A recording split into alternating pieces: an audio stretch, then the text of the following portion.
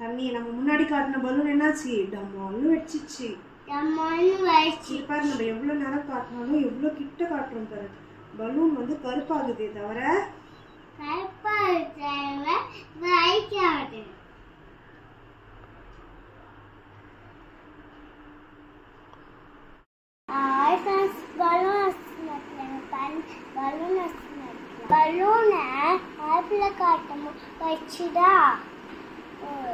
தண்ணி ஊற்றி பார்க்காம இருந்ததா